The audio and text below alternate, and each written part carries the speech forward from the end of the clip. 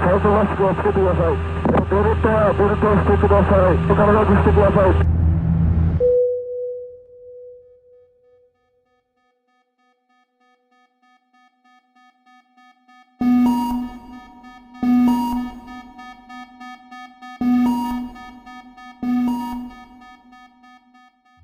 A bordo de un vuelo de pasajeros japonés, el 12 de agosto de 1985, una alarma comienza a sonar. Sin que los pilotos lo perciban, la aeronave acaba de sufrir una descompresión repentina, dejando a la tripulación luchando desesperadamente por mantener el control. Intentan, una y otra vez, maniobrar el avión de regreso a casa, pero nada parece funcionar. La aeronave no responde a ningún comando, y los más de 500 pasajeros a bordo no tienen idea de cuán grave es la situación. Dentro de ese avión, una pieza estructural había sufrido una falla catastrófica, resultado de casi una década de negligencia.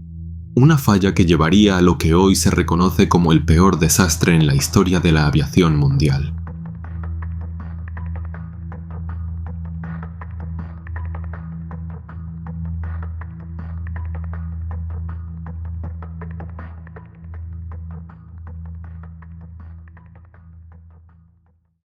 Haciendo una breve pausa para invitarte a suscribirte al canal, dejar tu like y seguirme en Instagram.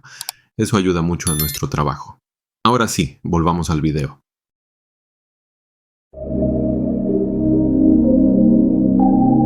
Es lunes. El vuelo Delta 191 está bajo investigación tras un trágico accidente. Una serie de asesinatos no resueltos atormenta a un pequeño pueblo en Washington y, al otro lado del mundo, en Tokio, es la Semana del Obon, una tradición japonesa dedicada a honrar a los antepasados, y miles de personas se apresuran por el aeropuerto de Haneda para volver a casa y reunirse con sus familias. A las 6 de la tarde, el vuelo 123 de Japan Airlines se prepara para el quinto despegue del día. Ese vuelo está completamente lleno, partiendo de Tokio rumbo a Osaka, un trayecto de poco menos de una hora.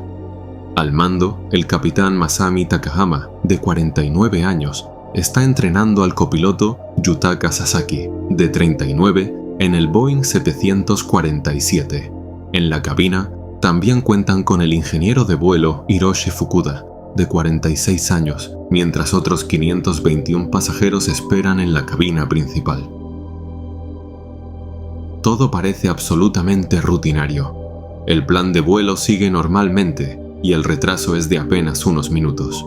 El vuelo 123 de Japan Airlines despega a las 18 horas 12 minutos. A medida que el avión rompe las nubes, los pasajeros observan por las ventanas cómo el paisaje de Tokio poco a poco desaparece.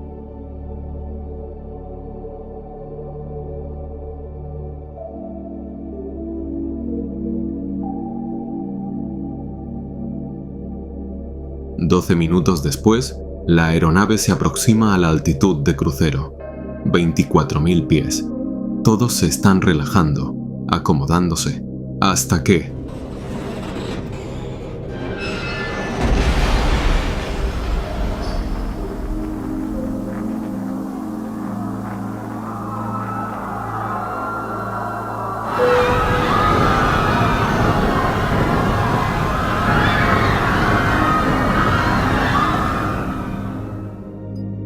A las 18:25, un ruido ensordecedor viene de la parte trasera. El techo del baño se desploma. Una luz blanca cegadora llena el ambiente. El vapor de agua en el aire se condensa en neblina y las máscaras de oxígeno caen frente a pasajeros aturdidos. Todo sucede en cuestión de segundos, llevando a todos a bordo a un estado de pánico absoluto. Poco a poco, la tripulación comienza a darse cuenta de que el avión está incontrolable.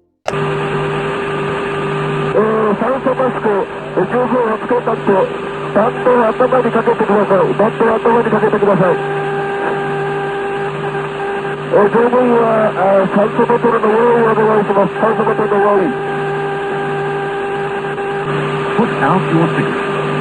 This is an emergency system. お客様にお願いいたします。お子様連れの方、どうぞ近くの方恐れ入りますが、お子様のマスクご用意お願いします。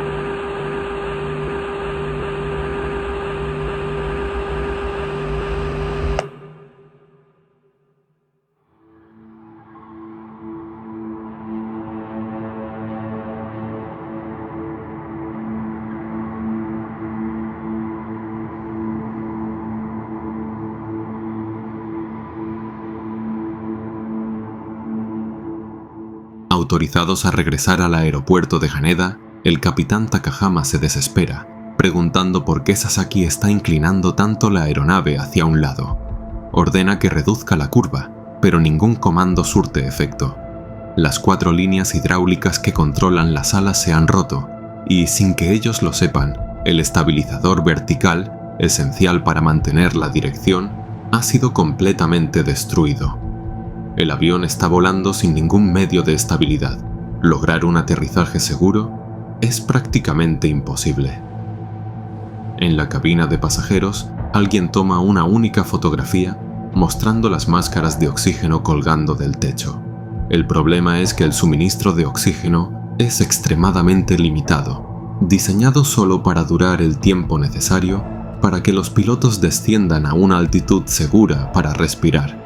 Lo que nadie sabía en ese momento era que la aeronave estaba atrapada en un ciclo fugoide, un movimiento oscilatorio en el cual la tripulación no logra controlar el descenso.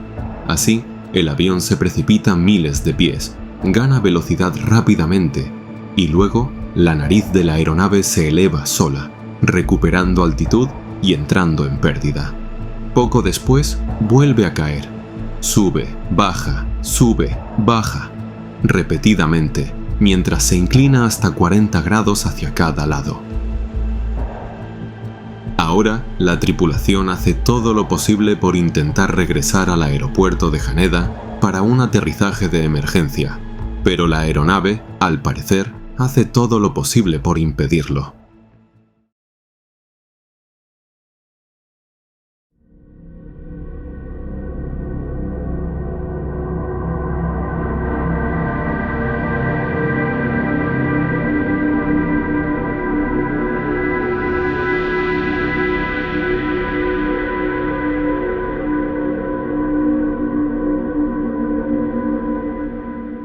Los pilotos no se colocaron las máscaras de oxígeno, y la hipoxia aguda comienza a instalarse. El ciclo fugoide sigue siendo el problema número 1, pero un nuevo peligro se suma: el movimiento lateral cada vez más acentuado de la aeronave. Para intentar contener la situación, la tripulación baja el tren de aterrizaje, lo que ayuda a reducir el efecto del ciclo fugoide. Aún así, en los siguientes 5 minutos, el avión pierde más de 10.000 pies de altitud mientras rueda lateralmente en ángulos de más de 40 grados. En la práctica, la aeronave realiza una espiral descendente completa de 360 grados sobre la ciudad de Otsuki, y con cada segundo que pasa, la esperanza de la tripulación se va desvaneciendo.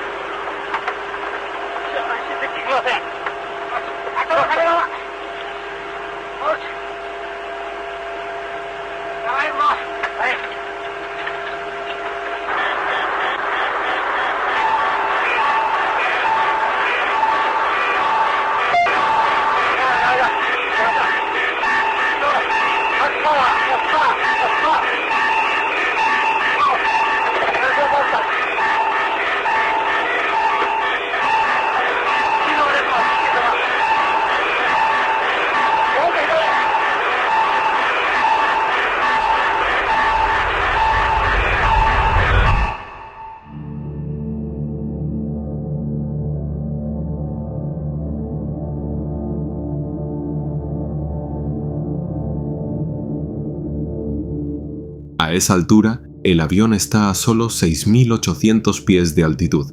Siguen en dirección opuesta a Haneda, rumbo directo al monte Takamagahara. En los 5 minutos siguientes, luchan por ganar altitud y logran subir nuevamente hasta 11.000 pies. Pero es un alivio falso. Pronto entran en otra espiral descendente, esta vez sobre un terreno traicionero.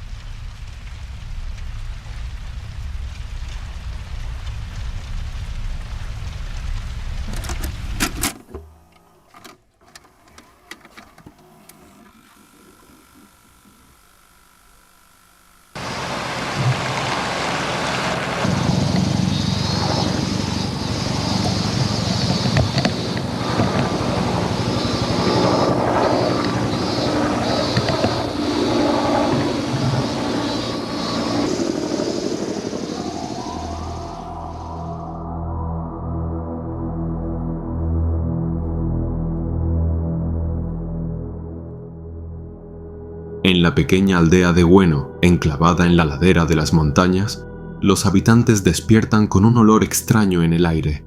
En el cielo, helicópteros de rescate y de prensa pasan velozmente, viendo algo que los pobladores aún desconocen. En tierra, filas de camiones y autobuses avanzan por la carretera, mientras grupos de personas se reúnen, observando, sin entender la magnitud de lo que está ocurriendo. A pesar de todo esto, casi nadie tenía noción de la gravedad de lo que estaba pasando. A unos 34 kilómetros al suroeste de allí, los restos del vuelo 123 de Japan Airlines aún ardían, esparcidos por la ladera de la montaña. El avión estaba completamente destruido, el paisaje marcado y herido. Decir que aquella escena era sombría es poco, sería incluso un eufemismo criminal.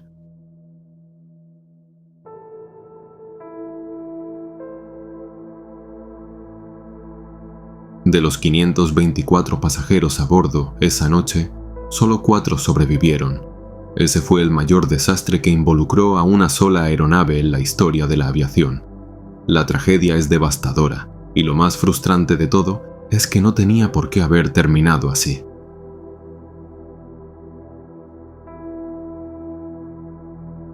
Apenas 20 minutos después de la caída, un militar de la Fuerza Aérea de Estados Unidos, llamado Michael Antonucci, avistó los restos y comunicó la ubicación del accidente. Pero, en lugar de iniciar inmediatamente el rescate, los militares japoneses cancelaron la operación, asumiendo que no había sobrevivientes. Por más de 12 horas, el avión ardió durante la noche, mientras algunos pocos aún vivían, esperando por una ayuda que nunca llegaría, a pesar de que innumerables aeronaves pasaron justo encima de ellos. Aquellas aeronaves los vieron, pero no tenían idea de que el auxilio estaba siendo negado. Una de las 4 sobrevivientes, Yumi Ochiai, más tarde relató sobre esa noche, diciendo que durante horas escucharon a niños llorando, adultos gritando. Al principio el sonido era fuerte, pero con el pasar de las horas, aquellas súplicas se fueron transformando en silencio. Algunos se desmayaron, otros perdieron las fuerzas para continuar, pero para la mayoría, aquel silencio significaba la dolorosa muerte de vidas que pudieron haber sido salvadas. Pasaron 12 horas hasta que los rescatistas finalmente llegaron, pero para entonces el lugar ya era un cementerio horrendo. Un médico japonés declaró que, si el rescate hubiera llegado 10 horas antes, quizás habrían encontrado más sobrevivientes, pero el silencio reinaba.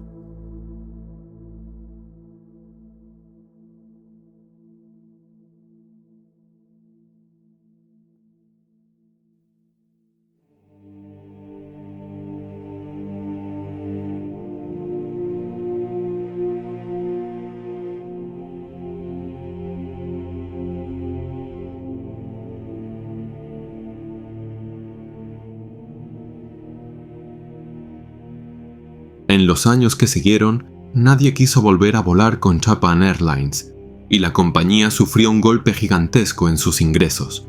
Ante esto, tanto la aerolínea como Boeing terminaron pagando cientos de millones de dólares a las familias de las víctimas con el tiempo, una compensación que, frente a la tragedia, parecía casi irrelevante.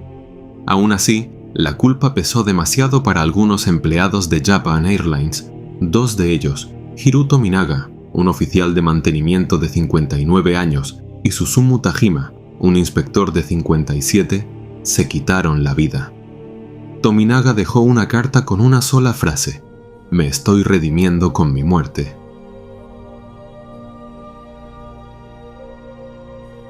Al final, las investigaciones señalaron que la tragedia fue causada por reparaciones inadecuadas en la pared de presión trasera de la aeronave, una pieza fundamental del sistema de sellado de presión presente en todos los aviones. Se descubrió que, 7 años antes, la misma aeronave había sufrido un incidente de toque de cola durante un aterrizaje, que agrietó la pared de presión trasera, dejando el avión no apto para volar.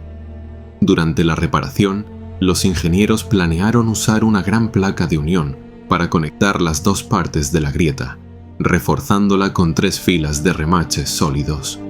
Cuando se hacía correctamente, esa reparación restauraba la integridad estructural completa de la pared, dejando el avión tan seguro para volar como lo estaba antes del daño. En la práctica, sin embargo, la reparación no se hizo de esa forma. En lugar de utilizar solo una placa de unión, los técnicos de Boeing colocaron placas paralelas a la grieta, lo que inutilizó por completo toda una sección de remaches. Ese error pasó desapercibido, y el avión continuó volando así, por más de 12.000 vuelos.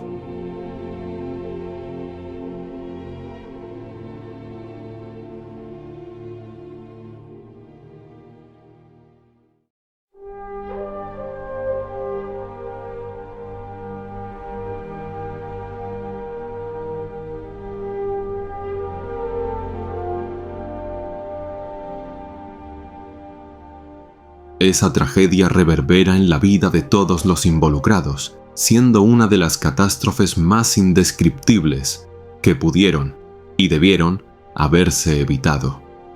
Es difícil dimensionar el horror absoluto de un accidente aéreo, mucho menos lo que significa sobrevivir a él. Quienes sobrevivieron tuvieron que enfrentar un trauma y una pérdida inimaginables. Los momentos agonizantes bajo los restos, desamparados bajo el cielo nocturno, prácticamente olvidados en medio de un bosque en llamas. Siento una profunda tristeza por todos los que iban a bordo esa noche fatídica, y también por las familias y amigos que los esperaban con ansias. Obon es tradicionalmente un tiempo de comunión, una reconexión anual con seres queridos que muchas veces solo se ven una vez al año. Pero para las 520 víctimas que perdieron la vida esa noche, ese viaje hasta ellos jamás se completó. Sus familias esperaban a personas que nunca llegaron, y sus recuerdos para siempre estarán marcados por un incidente que jamás debió haber ocurrido. Esa noche no había nada que alguien pudiera hacer. Nadie podía prever lo que vendría. Pero después de todo, una cosa es cierta: la memoria y la vida de esas personas serán para siempre valoradas por quienes las amaban, y su legado perdurará eternamente, hasta el fin de los tiempos.